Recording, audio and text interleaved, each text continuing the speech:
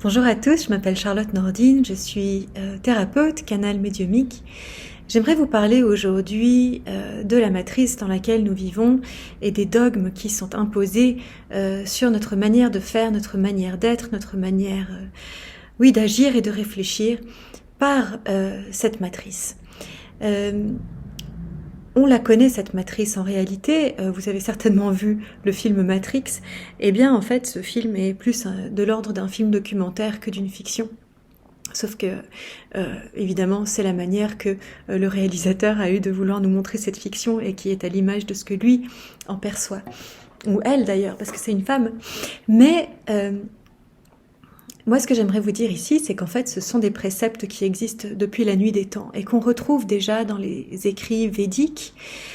Lorsqu'on parle de la Maya qui est la grande illusion, j'en ai parlé maintes fois ici sur ma chaîne, l'illusion qui porte plusieurs noms. Dans l'Ancien Testament, on appelle ce grand illusionniste Satan, qui voulait dire l'adversaire, ou dans le Nouveau Testament, le diable, celui qui divise, celui qui nous divise de notre source. Et il y a aussi dans les Védas, Avidya. Avidya, c'est l'ignorance. Et il y a différents principes qui vont gouverner ce monde de l'ignorance et de l'ignorance et de l'adversaire. Ce sont des principes qui vont en fait essayer de nous tirer vers le bas. On parle aussi dans notre Bible à nous de Lucifer, qui est l'ange déchu.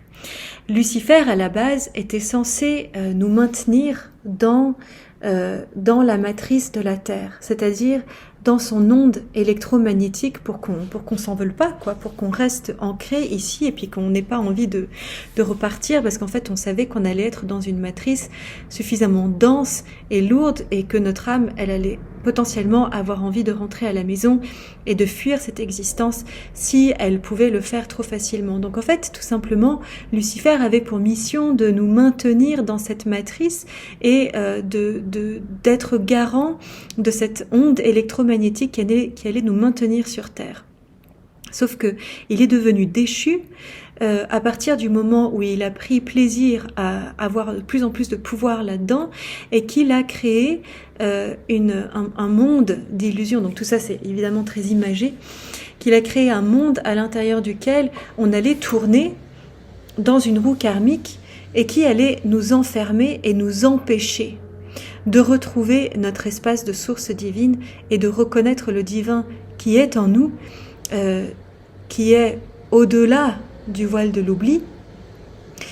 Et donc en fait cette Maya, cette illusion, ce grand jeu cosmique, lorsqu'on est tombé dedans et lorsqu'on a été pris dedans, eh bien nous avons perdu notre perception de l'être véritable de qui nous sommes.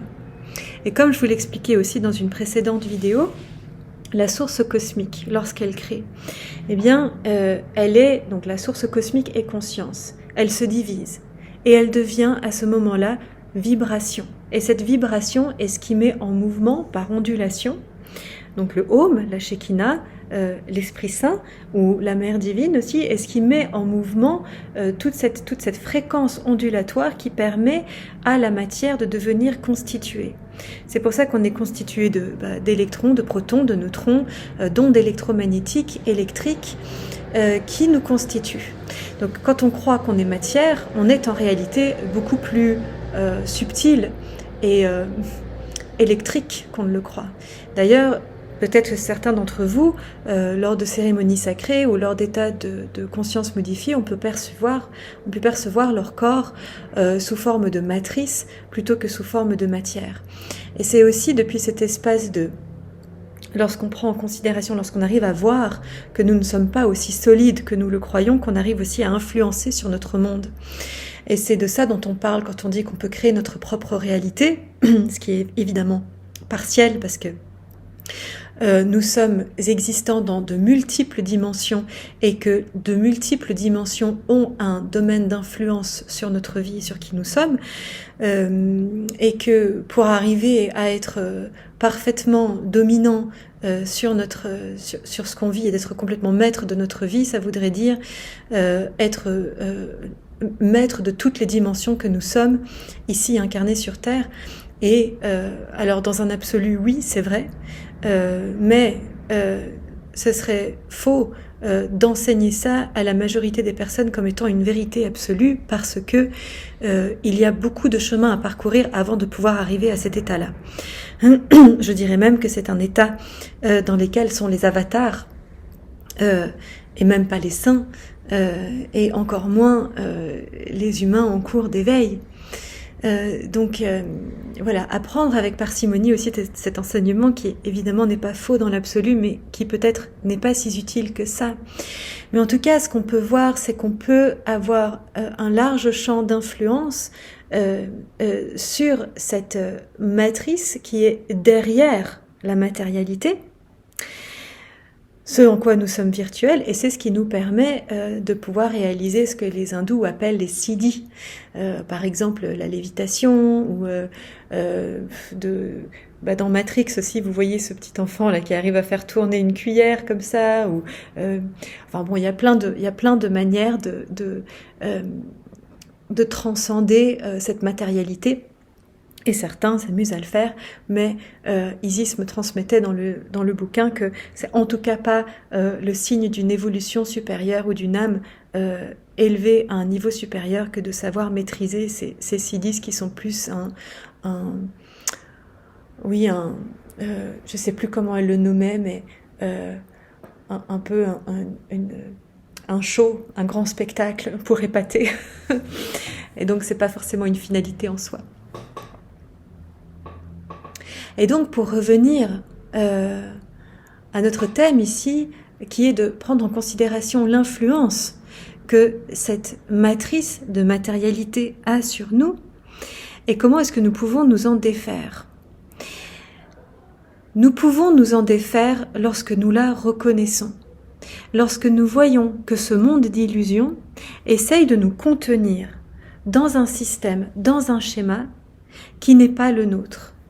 Et si on veut bien, on peut observer jusque dans la matière, jusque dans la constitution de nos systèmes sociétaux, systèmes politiques, que nous vivons dans cette matrice qui a un élan de contrôle et de pouvoir sur nous. Justement pour essayer de nous retenir dans cette maya, dans cette illusion et dans l'ignorance. Et nous, ici, en tant qu'êtres humains, et d'autant plus en tant que travailleurs de lumière, pionniers dans ce domaine pour nous sortir de ce domaine de l'illusion, eh bien nous avons à reconnaître le divin qui est en nous et la part essentielle, la part éternelle de qui nous sommes, pour ne plus être assouvis à tous ces dogmes et à tous ces contrats et à cette matrice qui nous enferme. Donc, il en va un peu de notre propre souveraineté que de dire non, que de dire stop à ça. Et c'est un acte de désassouvissement, de sortir de ces peurs et de sortir de ces retranchements qui nous empêchent de vibrer et de montrer l'être créatif et créateur que nous sommes. Donc on a non seulement à reconnaître la divinité de qui nous sommes, de s'en affranchir et d'en être fier, en guérissant nos maux par la même occasion, mais aussi d'en faire fi, de laisser cette matrice derrière nous. Vous voyez, c'est comme s'il y avait un équilibre entre ce travail de l'ombre, donc ça veut dire de reconnaître tout ce qui est resté dans l'ombre à l'intérieur de nous, nos peurs, nos doutes, nos inquiétudes, nos réactions intempestives, et de voir que nous pouvons être éclairés, que nous pouvons être illuminés.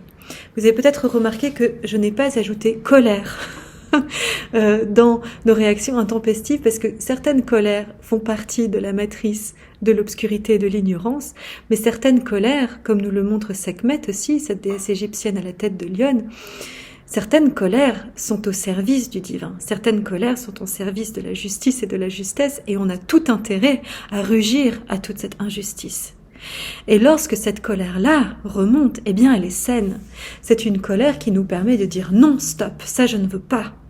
Ça ne correspond pas au divin qui est en moi et que je suis ici pour incarner et pour créer, pour être à l'image de cette divinité qui va être créée sur Terre.